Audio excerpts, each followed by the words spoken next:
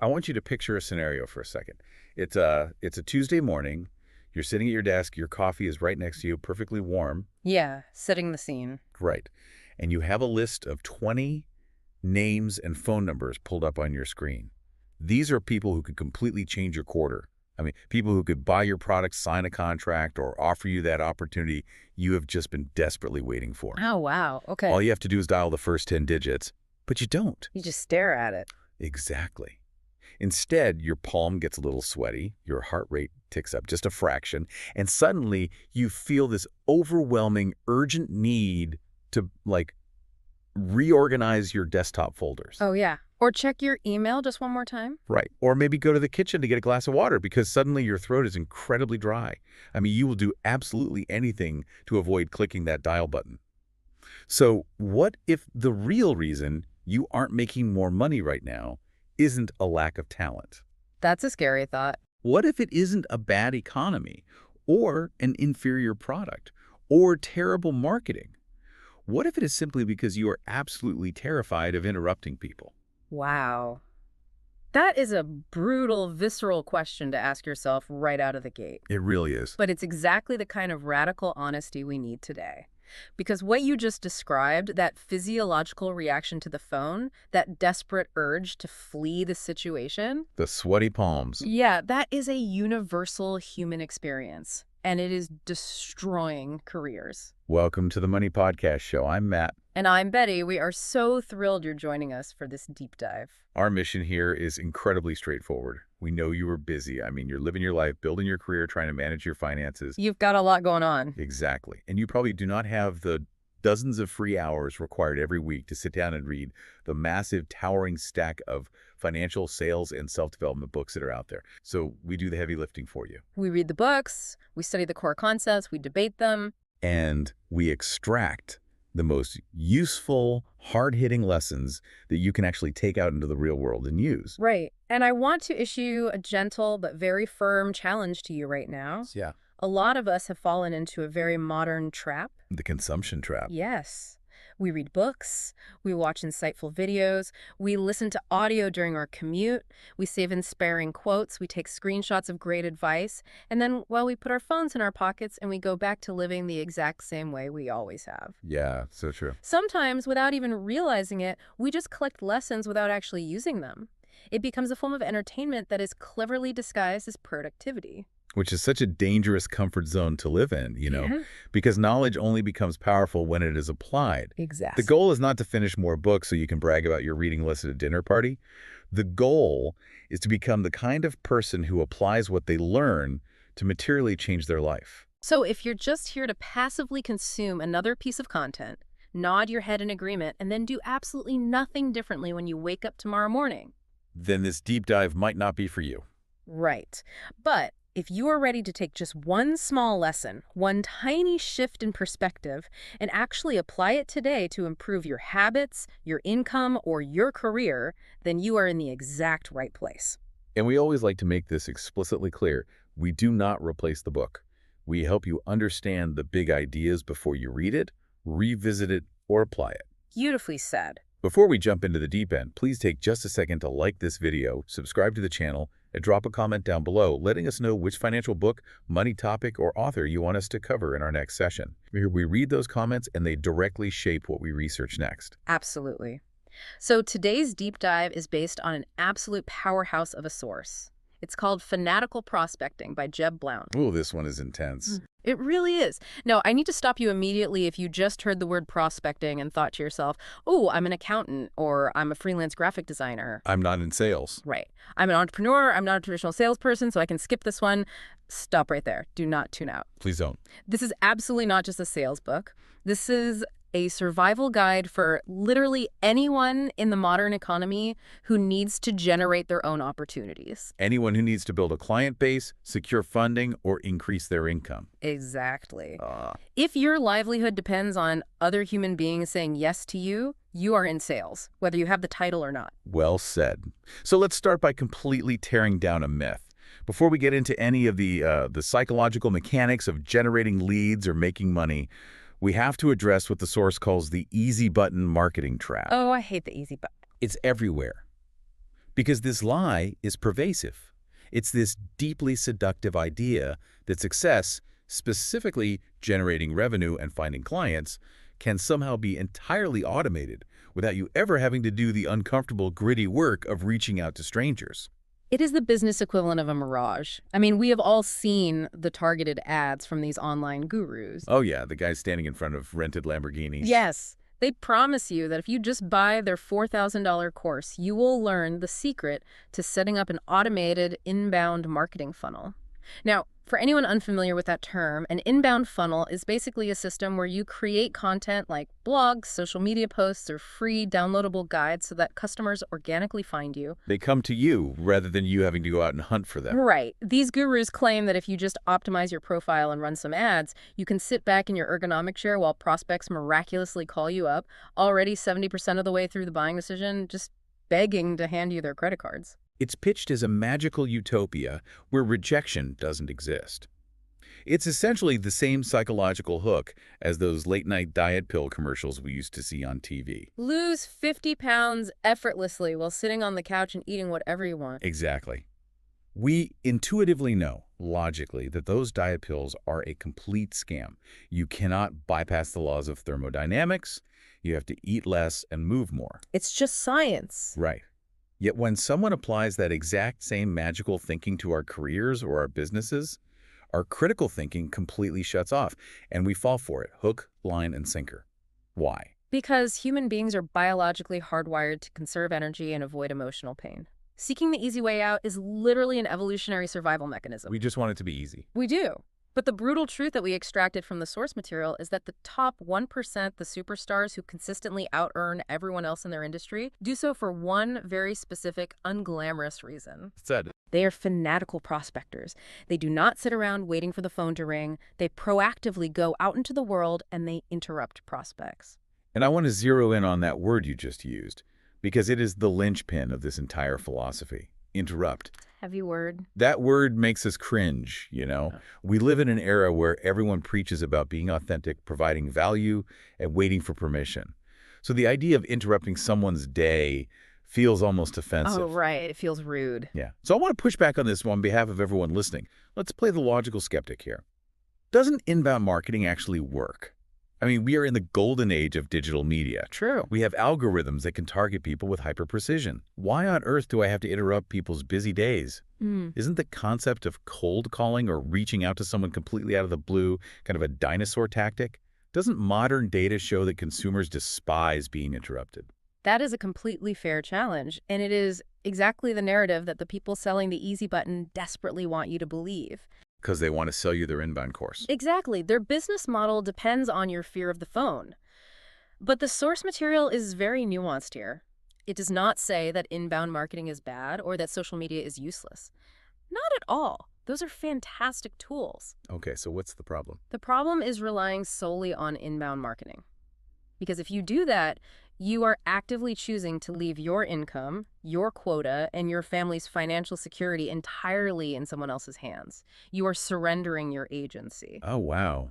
You become a passenger in your own career. Exactly. You're just sitting at the bus stop hoping the bus eventually comes by. Superstars do not wait at the bus stop. They take the wheel. They take radical personal responsibility for their pipeline. They realize that, well, it is lovely when a warm, ready-to-buy lead falls out of the sky. Which feels great. Of course it does, but you cannot build a predictable, scalable income on hope and algorithms. You build it by going out and manufacturing opportunities. You interrupt people because your belief in the value you offer is stronger than your fear of bothering them. That is a massive perspective shift. So to really understand this first framework from the source, we have to look at what this concept actually means. It means fanatical prospecting is a literal, all-consuming obsession with keeping your pipeline full at all times. Right, in all conditions. Yeah. And why it matters is huge. Failure in business or sales isn't caused by a lack of talent. It's caused by an empty pipeline. Think about it. If you have 50 active conversations going on with potential clients and you completely botch a presentation with one of them, it's no big deal. You brush it off and move to the next one. You don't even sweat it. Right. But if you only have one potential client in your pipeline and you botch that presentation, your world ends. You have no opportunities, which means you have no income. And how this shows up in real life is so common. It's the professional whining by the water cooler about bad leads or complaining about the economy. Oh, the constant complaining. Yes, they refuse to pick up the phone because they feel they're somehow morally owed a warm lead. And the mistake people make here is searching for a magic pill, a secret script, or a silver bullet to avoid the pain of rejection. They will spend 50 hours tweaking the font on their pitch deck just to avoid the emotional pain of spending 1 hour facing rejection. So what you can actually do with this is embrace the suck. Except that prospecting is hard, grueling work, and do it anyway. You have to commit to the mantra. One more call. One more call. When it's 5 o'clock and you are exhausted and you've been rejected 9 times in a row, you do not pack up your bag. You say to yourself, one more call. It's powerful. Now, once we've stripped away the illusion of the easy button and accepted that the hard work is non-negotiable, the source takes us into something even more profound. It introduces what it calls the physics of sales. I love this section. It's brilliant. These are 3 invisible universal laws that govern your income. And I love the comparison to physics here because you cannot outsmart gravity. You can't sweet talk gravity. You can't negotiate with it. It just is. If you jump off a roof, you're going to hit the ground. And if you violate these 3 laws of prospecting, your bank account is going to hit the ground. The first of these laws is absolutely fascinating from a psychological standpoint. It's called the universal law of need. It states that the more desperately you need something like a new client, a signed contract, or a commission check, the less likely you are to actually get it. Desperation repels. Desperation is a negative magnet. It actively repels success. We have to unpack the mechanics of why this happens because it seems cruel, right? Like when you need it the most, the universe denies it to you. But it's not the universe, it's neuroscience. Exactly. We all have mirror neurons in our brains that allow us to subconsciously read the emotional states of the people we are interacting with. Think about it in a completely different context, like dating. Have you ever been on a date with someone who is incredibly desperate for you to like them? Oh my goodness, yes. They try too hard, they agree with everything you say, they laugh way too loudly at your jokes. What is your immediate physiological instinct? You want to run away, your skin crawls, it triggers an evolutionary alarm system. Right. The exact same biological response happens in business. Let's say your pipeline is completely empty. You have 0 deals on the horizon, and you are staring down the barrel of a missed mortgage payment next month. Panic mode. Total panic. When you finally get on the phone with a prospect, you might think you are acting normal, but you aren't. Your prospect can hear the high-pitched anxiety in your voice. They notice that you were talking just a little bit too fast. You become pushy. And worse, you completely stop listening to their actual problems because you are so hyper-focused on forcing them toward the finish line so you can get paid. The prospect's brain subconsciously registers this as a threat. They sense that you do not have their best interests at heart, that you just want their money, and they will instinctively back away. Usually by giving you a vague excuse like, we need to think about it. So how do you prevent yourself from falling into that state of desperation? You have to understand and respect the second law, which is the 30-day rule. This one is a massive, uncomfortable reality check. It really is. The 30-day rule states that the prospecting you do today is not going to pay off today. It's going to pay off in roughly 90 days. 90 days. Yes. But the terrifying inverse of that rule is also true. If you skip your prospecting today, you will not feel the pain today. You will pay the ultimate price for it in 90 days. We really need to emphasize this because humans are notoriously terrible at processing delayed consequences.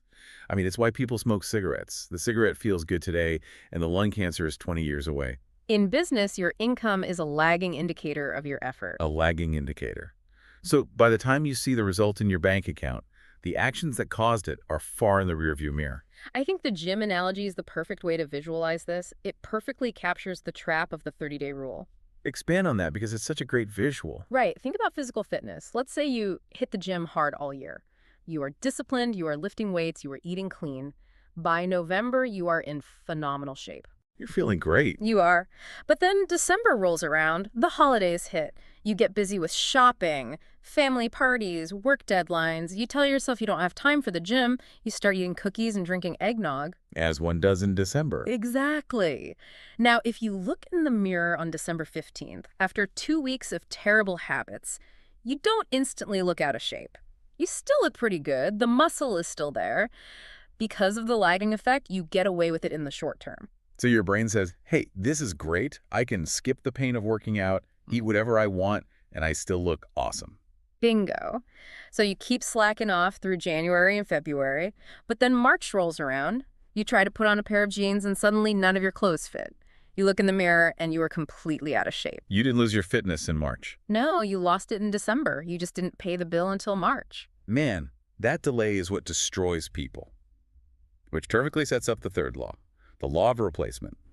This is pure mathematics. You have to constantly push new opportunities into your pipeline at a rate that matches or exceeds your closing ratio. So if you know that you generally close 1 out of every 10 prospects you talk to, then every time you close a deal or every time a deal falls apart and a prospect says no, You must instantly replace them with 10 new prospects. right. And if you don't heed these 3 laws, if you get desperate, if you ignore the 90-day lag, and if you fail to replace your lost opportunities, you end up in what the source describes as a terrifying death spiral, the classic sales slump.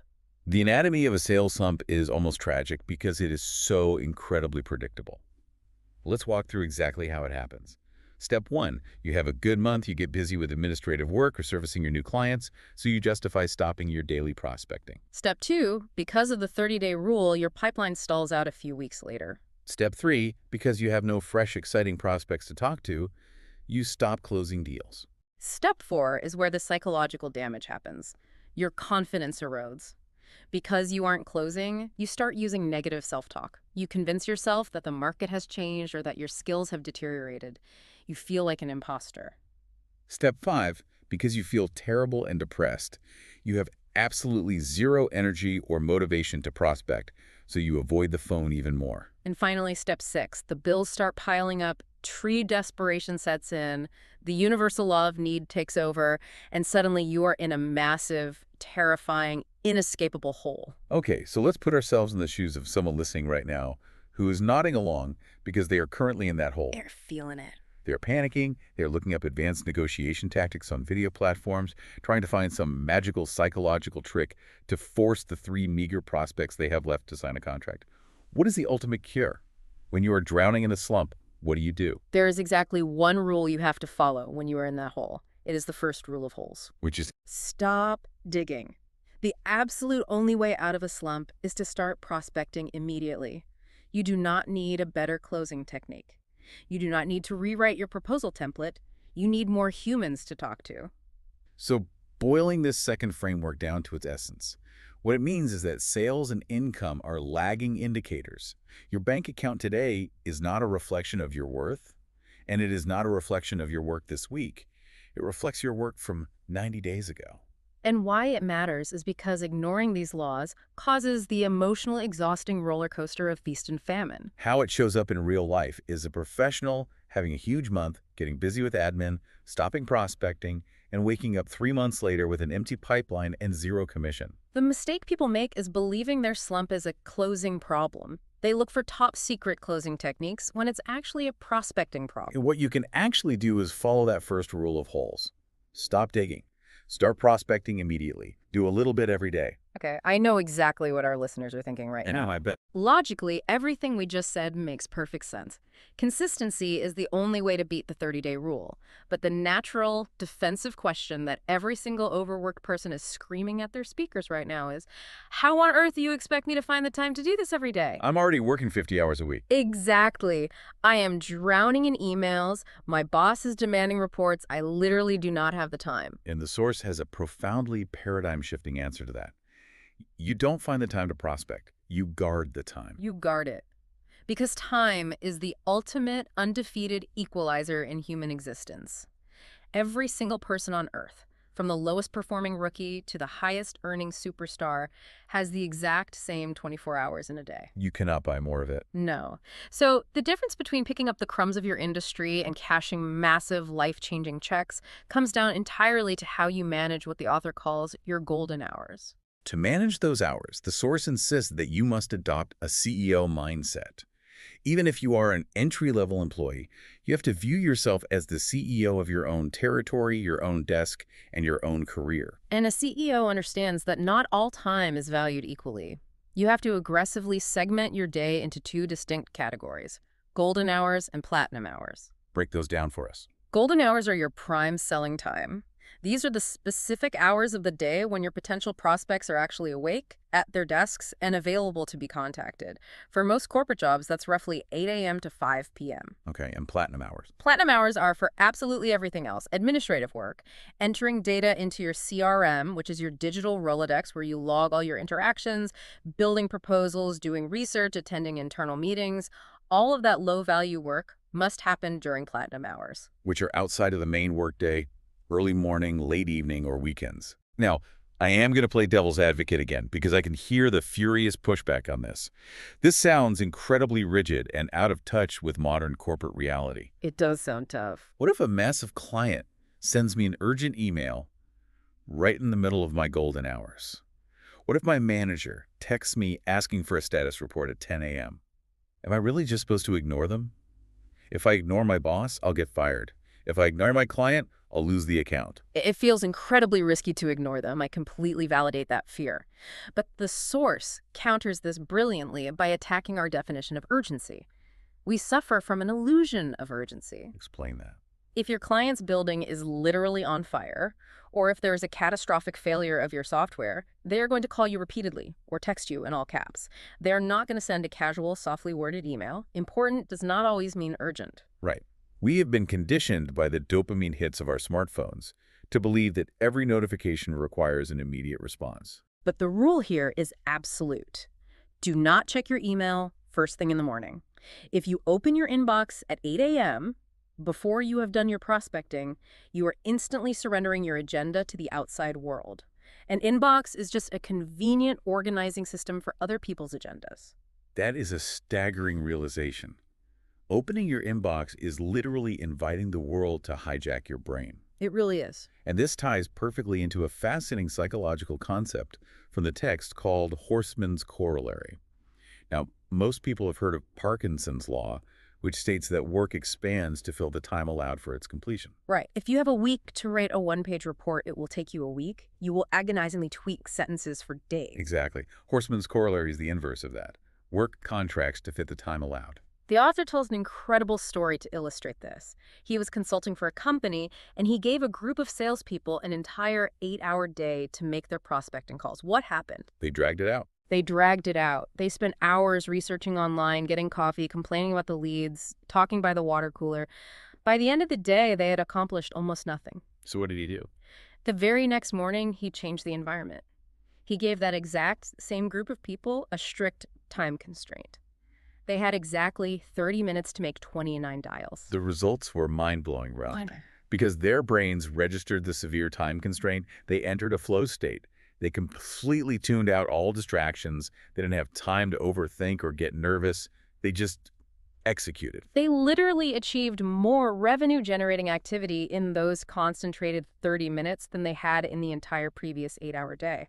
So running this through the third framework, what this fundamentally means is segmenting your day strictly into revenue-generating blocks and non-revenue-generating blocks. And why it matters is because time is your scarcest resource. Wasting it on trivialities destroys your return on investment. How it shows up in real life is salespeople justifying poor performance by whining about how much admin work the company forces them to do. They use the paperwork as a shield. Exactly. And the mistake people make is falling victim to the law of triviality, wasting up to 50% of the day on easy, low-value tasks to avoid the hard work of selling. So what you can actually do is calculate your hourly worth. Take your income goal and divide it by your golden hours, then block 1 to 2 hours every morning exclusively for phone prospecting and put a do not disturb sign on your door. All right, so let's play this out. Let's say you've listened to us, you've done the math, you've blocked your calendar, your office door is shut, the notifications are silenced, you're sitting at your desk staring at your list of prospects, and then You freeze. you freeze. You just stare blankly at the screen. Your hands hover over the keyboard. Why does this happen? We need to unpack the psychological barriers that stop execution building in its tracks right at the finish line. The source identifies these as the 3 Ps: procrastination, perfectionism, and paralysis from analysis. We are all intimately familiar with procrastination. Oh, absolutely. It is the overwhelming feeling of looking at the massive, towering quota you have to hit for the quarter and feeling so paralyzed by the sheer size of the goal that you decide it's a great time to go get another cup of coffee. You're trying to mentally process the entire workload at once, which causes cognitive overload. Your brain shuts down to protect itself from the stress. But the second P, perfectionism, I think is the most insidious of all because it is celebrated in our culture. We think being a perfectionist is a good thing. We wear it like a badge of honor. We do, but in the context of generating business, perfectionism is almost always just procrastination wearing a really nice suit. That is so true. You tell yourself a very convincing lie. I can't possibly reach out to this prospect until I've researched every single thing about their company's history, analyzed their latest earnings report, crafted the absolute most flawless, grammatically perfect email, and prepared a rebuttal for every conceivable question they might ask. That is such a brilliant way to frame it.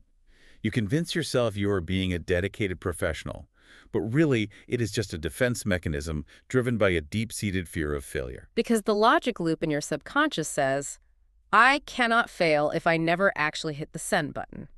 If the email stays in your drafts folder forever because it's not perfect yet, you never have to experience the pain of them saying no. Exactly. Getting ready to get ready will absolutely bankrupt you. And that brings us to the third P, paralysis from analysis, which leads to the ultimate tool for cutting through all this fear. A dead telephone. Yes, the source material is incredibly definitive on this point. Despite all the technological advancements of the last 20 years, the telephone is, always has been, and will continue to be the single most powerful prospecting tool available. It is statistically better than email. It is better than social media outreach. Because you are speaking to a human being. But if it's so effective, why do we collectively hate the phone so much? We hate it because it strips away all of our armor. It makes us incredibly vulnerable. Right. Sending an email is emotionally safe. You type it out, you hit send, and you walk away. If they ignore it, whatever, you didn't have to see their face or hear their voice reject you.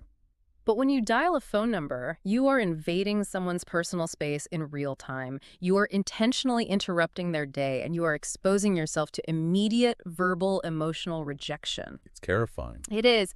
If we look at evolutionary psychology, our brains are hardwired for social acceptance. Millennia ago, if you were rejected from the tribe, you were exiled to the savannah and you died.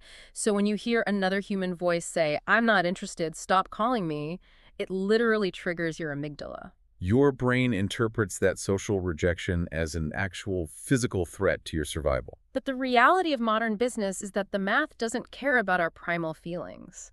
The source introduces a brilliant concept called the rule of thirds to help depersonalize this entire experience. Walk us through the rule of thirds. The rule of thirds says that when you reach out to a large group of people, roughly 1/3 of them will say yes or agree to a meeting simply because you caught them at the right time and you asked confidently. Okay, that's the first third. 1/3 of them will give you a hard, immediate no. And that is actually fantastic because you can cross them off your list and stop wasting your emotional energy on them.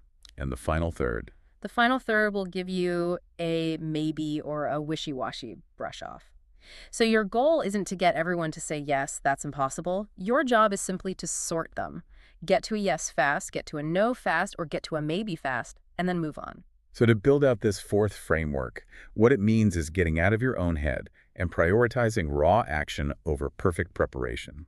And why it matters is because getting ready to get ready will bankrupt you. How it shows up in real life is staring at a phone wishing it would disappear, or spending 45 minutes crafting the perfect email instead of making 10 phone calls. And the mistake people make is believing there is a perfect time to call. Trying to time your calls is a losing strategy. It's like trying to time the stock market instead of dollar cost averaging. So what you can do is eat the frog. Do your hardest, most dreaded phone block first thing in the morning. Stop trying to eat the elephant all at once. Just make the next call. Now, once you finally overcome the fear, you make that call, and the universe smiled upon you, and someone actually picks up and says hello. You cannot just wing it. No, you can't. If you want a return on the massive amount of emotional energy and time you just invested to dial that number, you need to know exactly what to say. But perhaps more importantly, you need to know exactly who you should be saying it to. This brings us to a crucial structural strategy, the prospecting pyramid.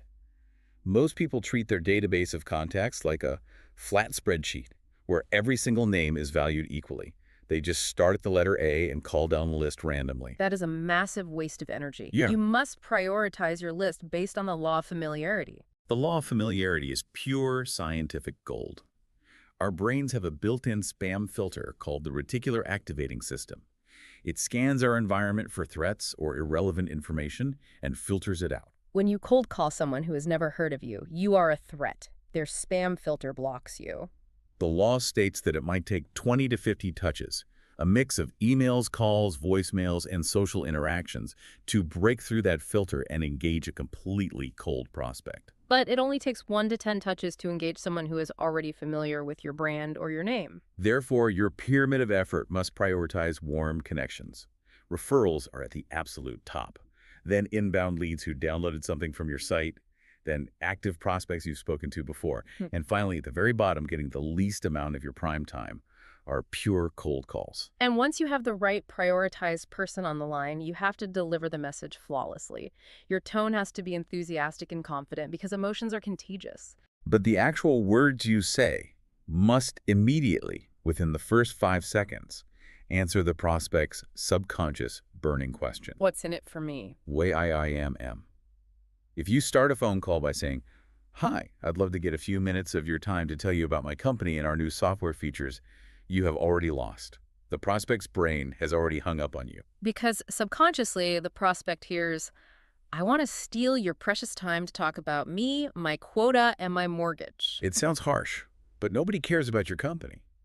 Nobody cares how long you've been in business. They only care about their own problems. Your message has to confidently state who you are, give a hyper-specific, benefit-driven reason for the call, and then make the ask. You have to ask for exactly what you want, usually an appointment or a meeting, and bridge it with a psychological trigger word, because. And this is by far the hardest part. For 99% of people, you have to completely, absolutely, painfully shut your mouth. The silence that follows the ask is where all the magic happens. But it is agonizing. Let's roleplay how this sounds. You deliver the ask. Hi, Matt. I'd like to get 15 minutes on your calendar for next Tuesday because I can show you how we helped a similar company cut their onboarding time in half. Does 10 a.m. work for you? And then silence. 1 second, 2 seconds, 3 seconds. In those 3 seconds, the salesperson's head starts spinning, the adrenaline spikes in your bloodstream. You feel incredibly vulnerable sitting in that dead air. And because human beings naturally abhor a conversational vacuum, the silence becomes so physically uncomfortable that you want to fill it. You start negotiating against yourself. You say, or, we could do Wednesday instead. Or actually, if you're too busy, I can just email you a PDF brochure and you can read it later. You literally talk yourself right out of a yes because you couldn't handle 3 seconds of silence. It's tragic.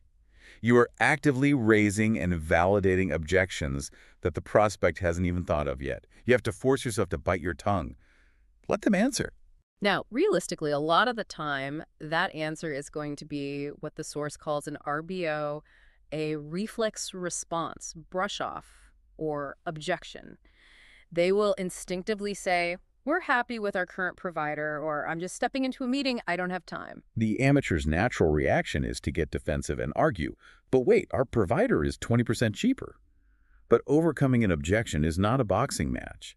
It is not a debate that you can win with logic. If you tell a prospect they are wrong, their ego will force them to defend their position, and the wall goes up permanently. Instead, you use martial arts. You use a turnaround framework. You absorb their momentum by acknowledging what they said, I completely understand you're busy, and then you smoothly pivot back to your value proposition, which is exactly why I only need 15 minutes to show you how to save time, and you ask again. It takes practice, but it completely removes the panic and confrontation from the situation. So to round out our fifth and final framework, what this means is crafting a precise, benefit-driven request and prioritizing your list so you aren't wasting time on ugly deals. Why it matters is because prospects are stressed and busy. If you dump features on them, they will immediately brush you off. How it shows up in real life is opening a call with, I'd love a few minutes of your time to tell you about my company. The mistake people make is treating objections as an argument to win. Overcoming an objection isn't a debate. And what you can do is write down exactly what your ask is before dialing. Ask it clearly, bridge it to a because, and then force yourself to remain completely silent until the prospect answers. Wow. Let's pull all the way back and synthesize this entire deep dive. We've covered a massive amount of psychological and tactical ground today. We really have. But the biggest overarching lesson we can extract from fanatical prospecting is about one thing: control. You cannot control when a prospect is finally ready to buy. You cannot control the inflation rate or the overall economy. You certainly cannot control what your competitors are doing. But you have 100% absolute control over your own mindset, how ruthlessly you guard your calendar, and exactly how many people you choose to interrupt today. That is the ultimate takeaway, isn't it? Long-term success isn't about finding a secret, frictionless hack or a magic email template. It is about executing the fundamental, uncomfortable actions with fanatical consistency, day in and day out, regardless of how you feel. So, we want to leave you with a reflective question to mull over as you go about the rest of your day. Take a hard, honest look at your calendar for tomorrow. Where exactly are your golden hours located? And more importantly, what trivial, low-value, comforting tasks are you currently allowing to steal those hours away from you? Please do not just let that question float away into the ether. Do not just consume this and move on. Use this knowledge, audit your calendar, reclaim your time, pick up the phone. If you got value out of our session today, and if you are committed to actually applying this, please like the video, subscribe to the channel, and drop a comment down below telling us which financial book, self-development topic, or author we should do a deep dive on next. We read all of them. Next time on the Money Podcast Show, we are diving into a source that proves why almost everything you have ever been taught about negotiating your salary is completely scientifically wrong. You will not want to step foot into your boss's office to ask for a raise until you hear it. See you then.